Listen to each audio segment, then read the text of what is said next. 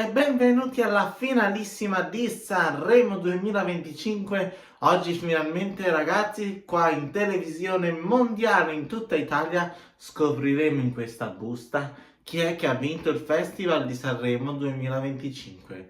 Siete pronti? E il Festival di Sanremo 2025 lo vince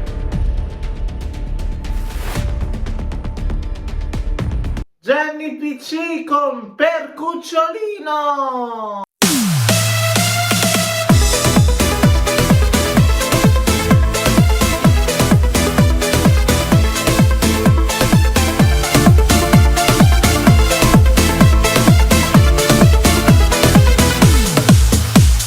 Un giorno di questi ero in live su TikTok, conoscetti un ragazzo davvero al top. Non immaginavo cosa succedette dopo, lui non lo sapeva, non lo immaginava, diventammo una cosa splendida.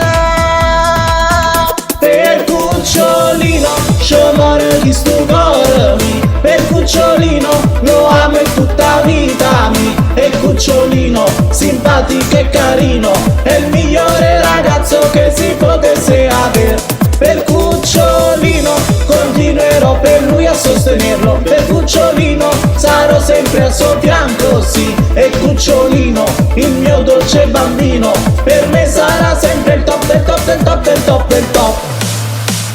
Sono innamorato pazzamente stu tesoro, me l'ha già sposata con la fede chi stu cor. È così bello, fantastico ed attraente, io lo amo tanto, lui mi ama tanto. Cucciolino è una carnalità. Per Cucciolino, sciomore di stu cor, per Cucciolino, lo amo in tutta vita mi. E Cucciolino, simpatico e carino, è il migliore ragazzo che si potesse avere.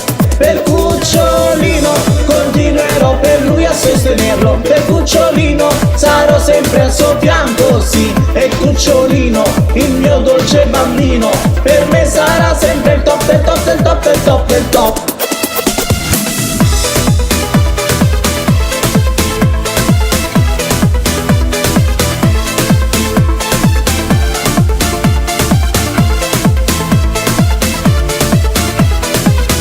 Per Cucciolino, sciomore di stu cor, per Cucciolino, lo amo in tutta vita mi. E Cucciolino, simpatico e carino, è il migliore ragazzo che si potesse avere.